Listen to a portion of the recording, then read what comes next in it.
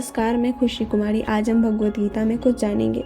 भगवान श्री कृष्ण कहते हैं कि अंत काल में जो कोई मेरा स्मरण करते हुए शरीर का त्याग करता है वह तुरंत मेरे स्वभाव को प्राप्त होता है।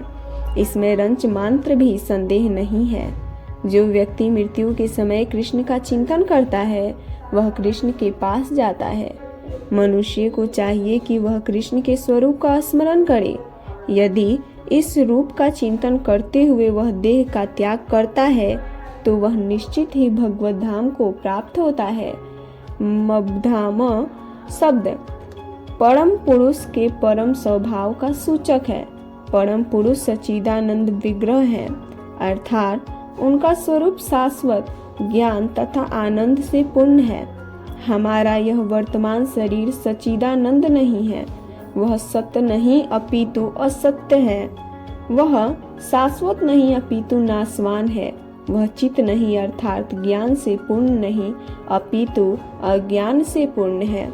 हमें भगवत धाम का कोई ज्ञान नहीं है, यहाँ तक कि हमें इस भौतिक जगत तक का पूर्ण ज्ञान नहीं है। जहाँ ऐसी अनेक वस्तुएं हैं जो हमें ज्ञात नहीं है, यह शरीर भी निरानंद है, आनंद से ओतप्रोत न होकर दुख से पूर्ण है। इस भौतिक संसार में जितने भी दुखों का हमें अनुभव होता है वे शरीर से उत्पन्न होते हैं, किंतु जो व्यक्ति भगवान कृष्ण का चिंतन करते हुए इस शरीर का त्याग करता है वह तुरंत ही सच्चिदानंद शरीर प्राप्त करता है। भौतिक जगत में इस शरीर को त्यागने और इस भौतिक जगत में दूसरा शरीर धारण करने की प्रक्रिया भी सुव्यवस्थित है। मनुष्य तभी मरता है जब यह निश्चित हो जाता है कि अगले जीवन में उसे किस प्रकार का शरीर प्राप्त होगा। इसका निर्णय उच्च अधिकारी करते हैं, स्वयं जीव नहीं करता। इस जीवन में अपने कर्मों के अनुसार हम उन्नति करते हैं या अवनति करते हैं। यह जीवन अगले जीवन की तैयारी के लिए है। अतएव यदि हम इस जीवन में भगवत धाम तक उन्नति करने की तैयारी कर लेते हैं तो निश्चित ही इस भौतिक शरीर को त्यागने के बाद हम भगवान के ही सदृश आध्यात्मिक शरीर प्राप्त करेंगे। जैसा कि पहले कहा जा चुका है, अध्यात्मवादियों के कई प्रकार हैं, ब्राह्मवादी, परमात्मावादी तथा भक्त। और जैसा कि उल्लेख हो चुका है, ब्रह्म ज्योति आध्यात्मिक आकाश में असंख्य आध्यात्मिक लोक हैं। इन लोकों की संख्या इस भौतिक जगत के समस्त लोकों की संख्या से कहीं अधिक है। यह भौतिक जगत संपूर्ण सृष्टि का केवल चतुर्थांश अनुमानित किया गया है। इस भौतिक खंड में मानो में लाखों करोड़ों ब्रह्मांड हैं, जिनमें अरबों ग्रह, सूर्य, तारे तथा चंद्रमा हैं। किंतु यह सारी भौतिक सृष्टि संपूर्ण सृष्टि का एक खंड मात्र है। अधिकांश सृष्टि तो आध्यात्मिक आकाश में है। जो व्यक्ति पर ब्रह्मा के धाम में विलीन होना चाहता है उसे तुरंत ही परमेश्वर की ब्रह्म ज्योति स्थानांतरित कर भेज दिया जाता है और इस तरह वह आध्यात्मिक आकाश को प्राप्त कर लेता है।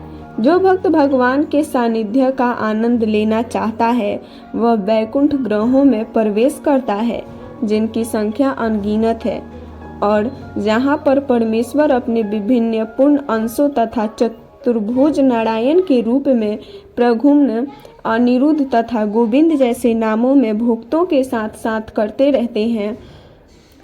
रहते हैं। अतएव जीवन के अंत में अध्यात्मवादी या तो ब्रह्म ज्योति का या परमात्मा का या भगवान श्री कृष्ण का चिंतन करते हैं। प्रत्येक दशा में वे आध्यात्मिक आकाश में प्रविष्ट होते हैं, लेकिन केवल भक्त या परमेश्वर से व्यक्तिगत रूप से संबंधित रहने वाला ही वैकुंठ के ग्रहों में या गोलोक वृंदावन ग्रह में प्रवेश करता है। भगवान यह भी कहते हैं कि इसमें कोई संदेह नहीं है। इस पर दृढ़ विश्वास करना चाहिए। हमें चाहिए कि जो हमारी कल्पना से मेल नहीं खाता उसे ठुकराएं नहीं। हमारी मनोवृत्ति अर्जुन की सी होनी चाहिए। आपने जो कुछ कहा है उस पर मैं विश्वास करता हूँ। अतएव जब भगवान यह कहते हैं कि मृत्यु के समय जो भी मनुष्य ब्रह्म, परमात्मा या भगवान के रूप में उनका चिंतन करता है वह निश्चित रूप से आध्यात्मिक आकाश में प्रवेश करता है, इसमें कोई संदेह नहीं है। इस पर अविश्वास करने का प्रश्न ही नहीं उठता। भगवद गीता में उस सामान्य सिद्धांत की भी व्याख्या की गई है जो मृत्यु के समय परम भगवान का चिंतन मात्र करने से आध्यात्मिक धाम में प्रवेश करना संभव बनाता है। इस एपिसोड में बस इतना ही। आगे हम अगले एपिसोड में जानेंगे। तब तक आप लोग मेरे चैनल को लाइक, सब्सक्राइब एंड कमेंट अवश्य करें। राधे राधे।